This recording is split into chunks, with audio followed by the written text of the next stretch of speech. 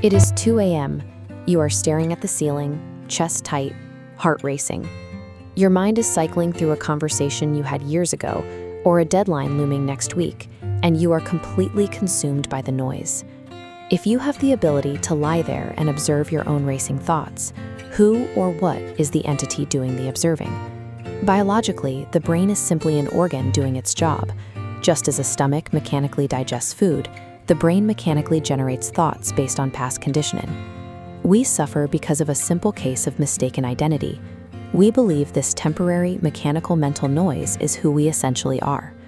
2,500 years ago, a text called the Mahavadala Sutta addressed this problem. A sutta is an ancient Buddhist discourse, and this one functions as a systematic diagnostic manual for the human mind. It avoids mysticism entirely, defining the mind only by what its components do, the functions they perform, rather than what they are. The text captures a relentless intellectual cross-examination between Sariputta and Mahakotthita as they pick apart the layers of human experience. Their conclusion was that to escape the momentum of overthinking, we have to dismantle the mind into 3 distinct mechanical gears. The first gear is feeling, or Vedana. Vedana is the immediate affective tone of any experience, which the brain categorizes strictly as pleasant, painful, or neutral.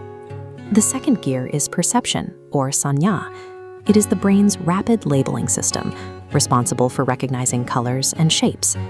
The third gear is consciousness, or Vijnana.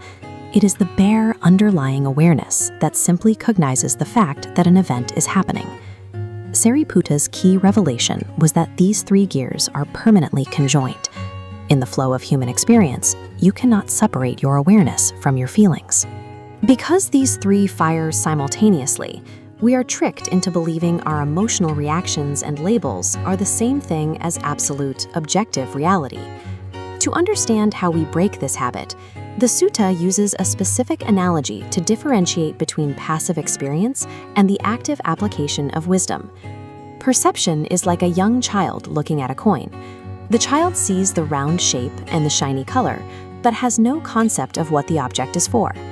Consciousness is like an adult looking at the same coin, recognizing it as currency and understanding what it can buy. But wisdom, or panya, is like an expert money changer. Panya is the analytical force that scrutinizes the coin to see if it is counterfeit, where it was minted, and its true value. While consciousness simply registers that reality is happening, wisdom actively interrogates it, making it the only mechanism capable of seeing through the mind's illusions. This leads to the sutta's primary directive. Consciousness is something to be fully understood, but wisdom is a tool that must be developed. In an overthinking loop, perception triggers a feeling of pain, forcing consciousness into a self-reinforcing circle of anxious thoughts. Developing wisdom acts as a wedge. It doesn't stop the gears, but creates a microsecond of space between stimulus and self.